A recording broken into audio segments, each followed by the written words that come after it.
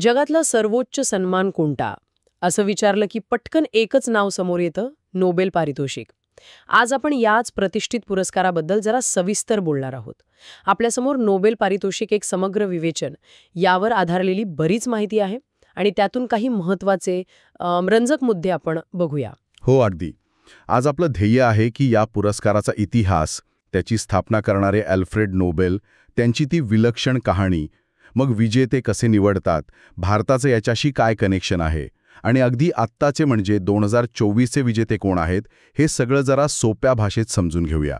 आणि मला वाटते सगळ्यात इंटरेस्टिंग गोष्ट ही आहे की या पुरस्काराची सुरुवातच एका मोठ्या विरोधाभासातून झाली आहे. म्हणजे ज्या माणसाने डायनामाइट सारखा विनाशकारी शोध लावला, हो ज्याला लोकांनी चक्क मृत्यूचा व्यापारी असं नाव दिलं, हो त्याच माणसाने मानवतेच्या कल्याणासाठी आपली सगळी संपत्ती वापरली. हो ही गोष्टच म्हणजे कमाल आहे. सुरुवात अल्फ्रेड नोबेल यांच्यापासूनच करूया का? नक्कीच नक्कीच. अल्फ्रेड नोबेल खरंच एक अजब व्यक्तिमत्व होतं. एकीकडे डायनामाइट आणि इतर स्फोटकांचे जनक, ज्यांनी उद्योगात क्रांती आणली, बरोबर. तर दुसरीकडे मानवतेचे पुरस्कर्ते. जन्म त्यांचा 1833 मध्ये स्टॉकहोम, स्वीडन इथे. वडील गन पावडर व्यावसायिक होते, त्यामुळे ते रसायनशास्त्राचं बाळकडू घरातच मिळालं म्हणायला हरकत नाही. त्यांचं कुटुंब नंतर रशियाला स्थलांतरित झालं असं ऐकलंय. तिथे त्यांचं शिक्षण खाजगी झालं आणि विशेष म्हणजे त्यांना स्वीडिश, रशियन, फ्रेंच, इंग्रजी, जर्मन म्हणजे 5 भाषा येत होत्या अस्खलितपणे. हो, विज्ञान तर होतंच, पण त्यांना साहित्याची, कवितेचीही खूप आवड होती. अच्छा. आणि याच त्यांच्या वैज्ञानिक कुतूहलातून त्यांनी नायट्रोग्लिसरीन, जे खूप अस्थिर आणि धोकादायक स्फोटक होतं, त्याला कसं सुरक्षित करता येईल, स्थिर करता येईल, याचे प्रयत्न सुरू केले. पण हे सोपं नव्हतं नक्कीच. अजिबात नाही. 1864 मध्ये त्यांच्या फॅक्टरीत एक भीषण स्फोट झाला. त्यात त्यांचा धाकटा भाऊ आणि काही कामगार, त्यांचा मृत्यू झाला. अरे देवा, केवढा मोठा धक्का असेल तो त्यांच्यासाठी. प्रचंड. पण ते थांबले नाहीत. 1867 मध्ये त्यांनी डायनामाइटचा शोध लावला, जे तुलनेने खूप सुरक्षित होतं हाताळाना. आणि या शोधाने तर सगळं बदललं असेल ना, बांधकाम, खाणकाम. अगदी क्रांतीच झाली त्या क्षेत्रांमध्ये. नंतर त्यांनी गेलिग्नाइट, बॅलिस्टाईट असे अजून प्रभावी स्फोटकही शोधले. यातून त्यांना अमाप संपत्ती मिळाली. जगभर कारखाने उभे राहिले. त्यांच्या नावावर तुम्ही कल्पना करा, तब्बल 355 पेटंट्स होती. बापरे, 355? हो, पण याच संपत्तीमागे एक दुसरी बाजू पण होती.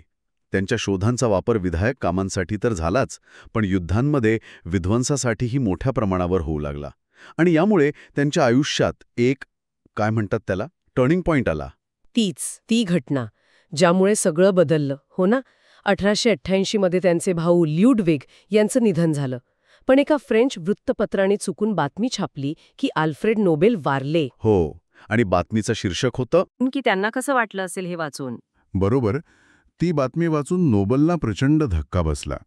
त्यांना एकदम जाणवलं की जग आपल्याला फक्त एका विनाशकारी शक्तीचा निर्माता म्हणून ओळखणार. त्यांना आधीपासूनच खंत होती त्यांच्या शोधांच्या गैरवापराबद्दल. पण या बातमीने त्यांना अक्षरशः हलवून टाकलं. आपल्यानंतर लोक आपल्याला कसं लक्षात ठेवतील, हा प्रश्न त्यांना सतावू लागला. आणि याच विचारातून, याच पश्चातापातून मग त्यांनी 1895 मध्ये आपलं ते प्रसिद्ध अंतिम मृत्यूपत्र तयार केलं. अगदी. त्यांनी आपल्या एकूण संपत्तीपैकी जवळजवळ 94% हिस्सा, जो त्या काळी अफाट होता, एका खास कामासाठी बाजूला काढला. 94%? हो. त्यांची इच्छा होती की या पैशातून जे व्याज मिळेल त्यातून दरवर्षी 5 क्षेत्रामध्ये, भौतिकशास्त्र, रसायनशास्त्र, वैद्यकशास्त्र, साहित्य आणि शांतता, यामध्ये मानवजातीसाठी सर्वात मोठे कल्याणकारक कार्य करणाऱ्या व्यक्तींना पुरस्कार दिले जावेत. म्हणजे पश्चाताप आणि त्याचवेळी मानवतेवरचा विश्वास याचं प्रतीक होतं ते मृत्यूपत्र. डायनामाइटमधून कमावलेली संपत्ती त्यांनी जगाच्या कल्याणासाठी वापरली. खरंच मृत्यूच्या व्यापाऱ्याकडून जगाला मिळालेला हा एक खूप मोठा वारसा आहे. हो ना. कदाचित शांततेचं पारितोषिक देण्याची कल्पना त्यांना थेट त्या मृत्यूचा व्यापारी या विरोधातूनच जास्त तीव्रतेने सुचली असेल. हे शक्य आहे. आता नोबेल यांचं निधन झालं 10 डिसेंबर 1896ला. पण त्यांच्या मृत्यूपत्राची अंमलबजावणी करणं सोपं नव्हतं, बरोबर? मग नोबेल फाउंडेशन कसं आलं? हो. ते मृत्यूपत्र समोर आल्यावर सुरुवातीला बरीच खळबळ उडाली. नोबेल यांचे काही नातेवाईक आणि स्वीडिश सरकारसुद्धा त्यांना ही कल्पना फारशी पटली नाही सुरुवातीला. बरीच कायदेशीर लढाई झाली. अच्छा. पण शेवटी 1900 साली स्वीडनच्या राजाने त्याला मान्यता दिली. आणि मग याच मृत्यूपत्राची अंमलबजावणी व्यवस्थित व्हावी, नोबेल यांच्या संपत्तीचं व्यवस्थापन नीट व्हावं, यासाठी 1900 मध्ये नोबेल फाउंडेशन ही खाजगी संस्था स्थापन झाली. पण हे फाउंडेशन फक्त व्यवस्थापन बघतं, बरोबर? विजेते निवडण्यात त्यांचा सहभाग नसतो. अगदी बरोबर. फाउंडेशन फक्त आर्थिक आणि प्रशासकीय बाजू सांभाळतं. विजेत्यांच्या निवडीशी त्यांचा थेट संबंध नाही. पहिले नोबेल पुरस्कार मग नोबेल यांचा मृत्यूनंतर 5 वर्षांनी म्हणजे 1901 मध्ये दिले गेले. आणि नोबेल यांनी ती आर्थिक तरतूद पण किती विचारपूर्वक केली होती. संपत्ती सुरक्षित रोख्यामध्ये गुंतवायची आणि फक्त व्याजातून खर्च करायचा. काय दूरदृष्टी होती. आणि त्यामुळेच बघा ना, 123 वर्षाहून अधिक काळ झाला, कितीतरी जागतिक संकट आली, आर्थिक चढ-उतार आले, पण हे पुरस्कार अविरतपणे सुरू आहेत. कमाल आहे. आता विजेत्यांना मिळतं काय नक्की? एक पदक असते एवढं माहितीये मला. हो, मुख्यत्वे 3 गोष्टी. एक म्हणजे 18 कॅरेट सोन्याचं पदक, त्यावर नोबेलियनचं चित्र आणि माहिती असते. मग एक डिप्लोमा असतो, जो प्रत्येक विजेत्यासाठी खास असतो, म्हणजे एका कलाकाराने हाताने सजवलेला असतो. प्रत्येक डिप्लोमा युनिक असतो. वाव. आणि तिसरी म्हणजे अर्थातच मोठी रक्कम. उदाहरणार्थ 2023 मध्ये ही रक्कम होती जवळपास 11 दशलक्ष स्वीडिश क्रोनर, म्हणजे स्वीडनचं चलन. भरपूर मोठी रक्कम आहे. आणि काही अपवाद वगळता, म्हणजे दुसऱ्या महायुद्धाच्या काळात 1940 ते 42 मध्ये पुरस्कार दिले नव्हते. हो. त्या व्यतिरिक्त ही परंपरा अखंड सुरू आहे. डिसेंबर 2020 पर्यंतची आकडेवारी पाहिली तर 929 व्यक्ती आणि 25 संस्थांना मिळून 954 पारितोषिके दिली गेली आहेत. संख्याच खूप मोठी आहे. हो ना. आता आपण वळूया पुरस्कारांच्या ट्रेनिंगकडे आणि सगळ्यात महत्त्वाचं म्हणजे निवड प्रक्रियेकडे. कारण याच गोष्टीमुळे नोबेलला जगात एवढा मान आहे. बरोबर. ती कठोर आणि निष्पक्षपाती प्रक्रिया. तर नोबेल यांनी स्वतःच्या मृत्यूपत्रात 5 मूळ क्षेत्र सांगितली होती. भौतिकशास्त्र, रसायनशास्त्र, शरीरक्रिया विज्ञान किंवा वैद्यकशास्त्र, साहित्य आणि शांतता. प्रत्येक क्षेत्रात मानवजातीसाठी सर्वात मोठे कल्याणकारक कार्य करणाऱ्यांना पुरस्कार. साहित्यासाठी त्यांनी आदर्शवादी दिशेने उत्कृष्ट कृती असा निकष ठेवला होता. आणि शांततेसाठी राष्ट्रामध्ये बंधुभाव वाढवणं, सैन्य कपात करणं, शांतता परिषदांना प्रोत्साहन देणं यासाठी काम करणारे. बरोबर. यातनं त्यांच्या मनात शांततेचं महत्त्व किती होतं हे दिसतं. पण आपण नेहमी अर्थशास्त्राच्या नोबेलबद्दलही ऐकतो. तो या मूळ 5 मध्ये नव्हता का? नाही, तो मूळ पुरस्कार नाहीये. अर्थशास्त्रातला पुरस्कार हा 1968 मध्ये स्वीडनच्या मध्यवर्ती बँकेने म्हणजे स्वदेश रिक्सबँकने आल्फ्रेड नोबल यांच्या स्मृतिप्रित्यर्थ सुरू केला. पहिला पुरस्कार 1969 मध्ये दिला गेला. अच्छा, म्हणजे हा नंतर सुरू झाला, पण आता तो तितकाच महत्वाचा मानला जातो. हो, अगदी तितकाच प्रतिष्ठित आहे. आणि हे विजेते निवडतं कोण? वेगवेगळ्या क्षेत्रांसाठी वेगवेगळ्या संस्था आहेत का? हो, नोबेल यांनीच ही जबाबदारी काही निवडक आणि प्रतिष्ठित स्वीडिश संस्थांवर सोपवली होती. भौतिकशास्त्र, रसायनशास्त्र आणि आता अर्थशास्त्र यासाठी the Royal Swedish Academy of Sciences निवड करते. ओके. वैद्यशास्त्रासाठी स्टॉकहोममधलं द करोलिन्स्का इन्स्टिट्यूटची नोबेल असेंब्ली. साहित्यासाठी द स्वीडिश अकॅडमी. आणि शांतता पुरस्कार तो नॉर्वेमध्ये दिला जातो ना, त्याचा निर्णय कोण घेतं? बरोबर. शांतता पुरस्कारासाठी नॉर्वेच्या संसदेने निवडलेली 5 सदस्यांची एक समिती असते, नॉर्वेजियन नोबेल समिती. ते निर्णय घेतात. पण नॉर्वे का? स्वीडन का नाही? याचं कारण म्हणजे नोबेल यांच्या काळात स्वीडन आणि नॉर्वे हे एका संघराज्याचा भाग होते.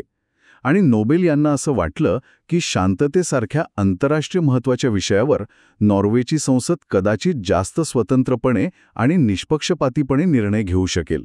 इंटरेस्टिंग आहे. आता ही निवड प्रक्रिया खूप गुप्त असते असं म्हणतात.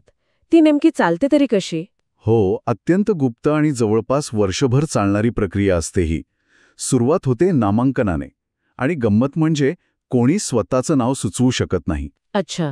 जगभरातले अगदी निवडक लोकच, जसे की विद्यापीठांचे प्राध्यापक, मोठे शास्त्रज्ञ, संसद सदस्य, पूर्वीचे नोबेल विजेते, काही आंतरराष्ट्रीय संस्था यांनाच नामांकने पाठवण्याचा अधिकार असतो.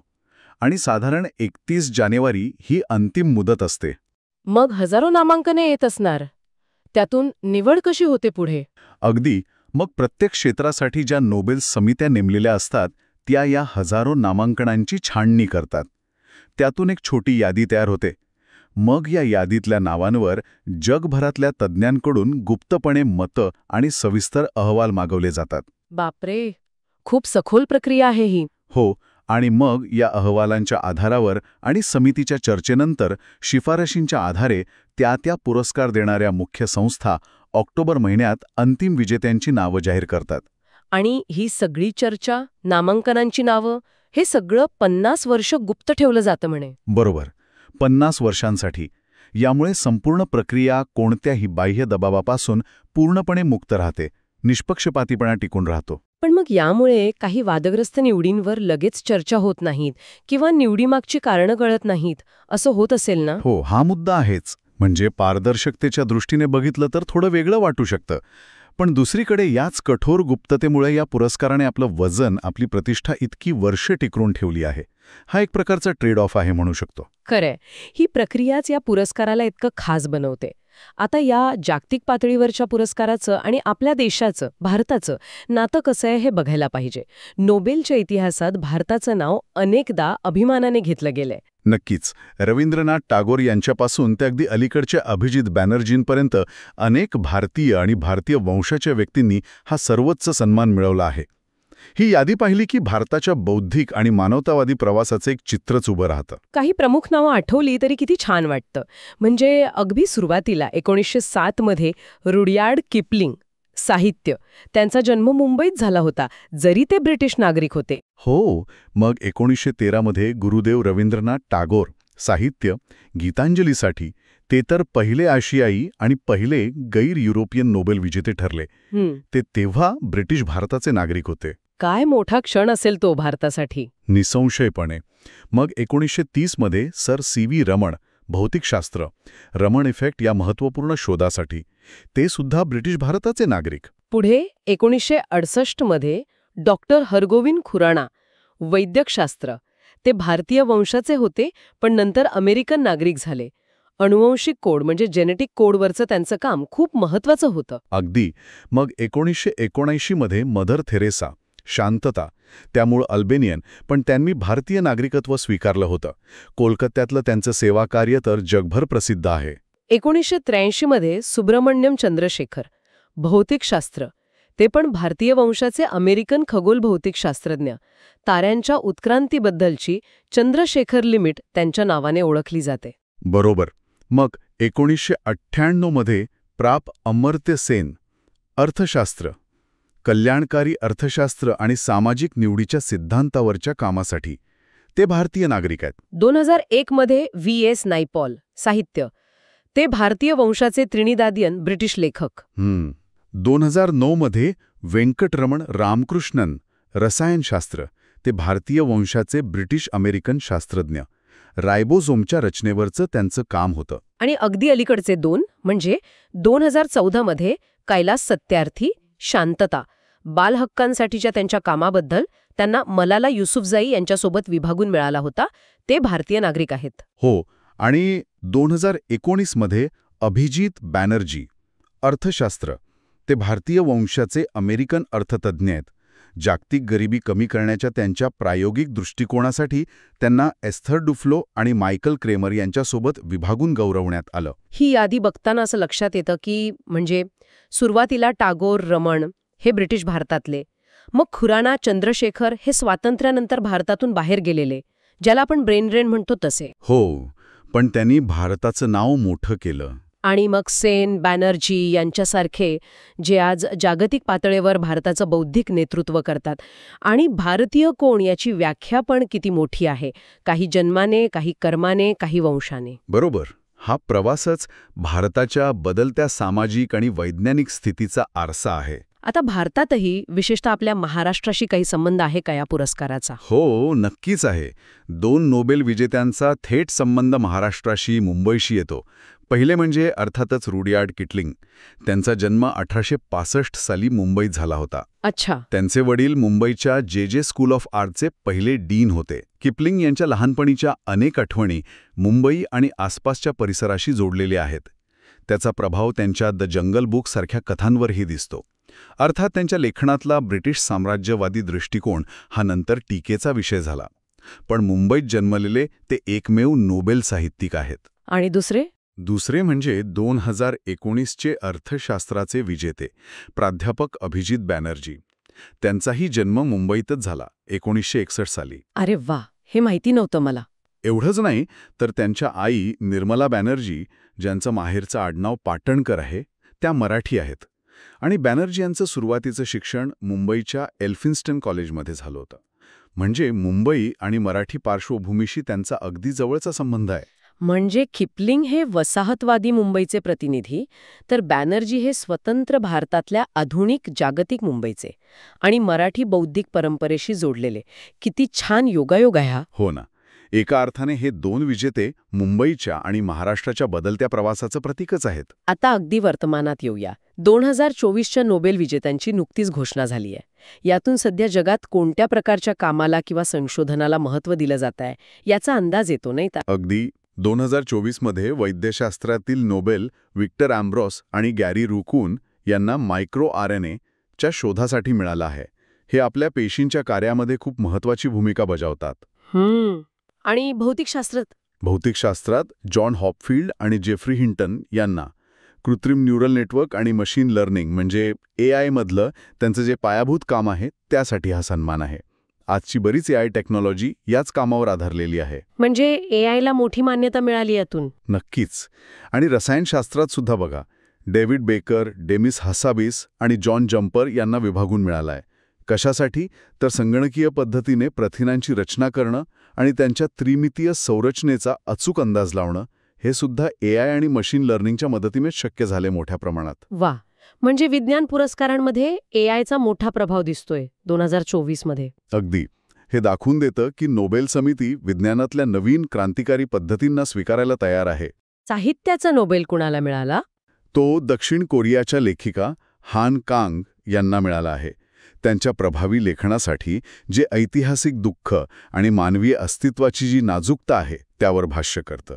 आणि शांततेचा नोबेल जपानमधल्या निऑन हिदान क्यो या संघटनेला मिळाला आहे.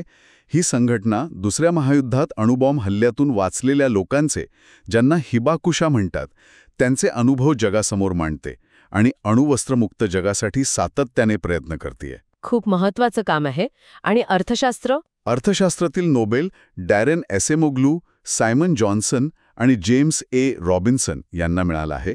देशांची किंवा समाजांची समृद्धी ही तिथल्या संस्थांवर म्हणजे कायदे, सरकार, सामाजिक नियम यावर कशी अवलंबून असते यावरच्या त्यांच्या अभ्यासासाठी. तर एकंदरीत पाहिलं तर नोबेल पारितोषिकाचा हा सगळा प्रवास त्याच्या संस्थापकाच्या म्हणजे आल्फ्रेड नोबेल यांच्या आयुष्यातल्या त्या मोठ्या विरोधाभासापासून आणि त्यांच्या वैयक्तिक परिवर्तनापासून सुरू होतो. हो, मृत्यूच्या व्यापाऱ्याच्या प्रतिमेतून बाहेर पडून त्यांनी मानवतेसाठी कसा चिरंतन वारसा निर्माण केला जो आजही तेवढाच प्रेरणादायी आणि महत्त्वाचा आहे.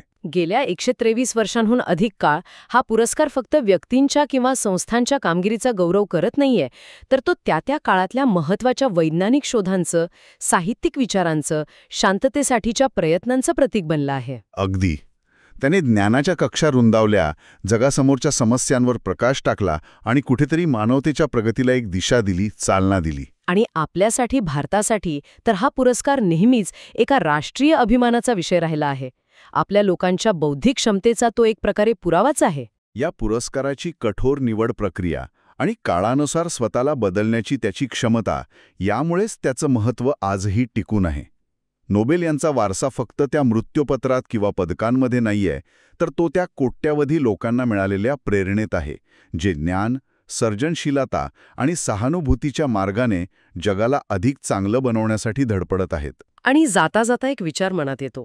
आल्फ्रेड नोबेल यांची मूळ इच्छा होती की मानवजातीसाठी सर्वात मोठे कल्याणकारक कार्य करणाऱ्यांना पुरस्कार मिळावा. आज आपल्यासमोर हवामान बदल, कृत्रिम बुद्धिमत्तेची नैतिकता, वाढती जागतिक असमानता अशी कितीतरी नवी मोठी आव्हानं आहेत. बरोबर. मग भविष्यात मानवजातीचं कल्याण याची व्याख्या कशी बदलत जाईल आणि त्याचा नोबेल पारितोषिकावर काय परिणाम होईल, हा विचार करायला लावणारा प्रश्न आहे नक्कीच. खरंय, काळासोबत कल्याणाची व्याख्या बदलते आणि आव्हानही.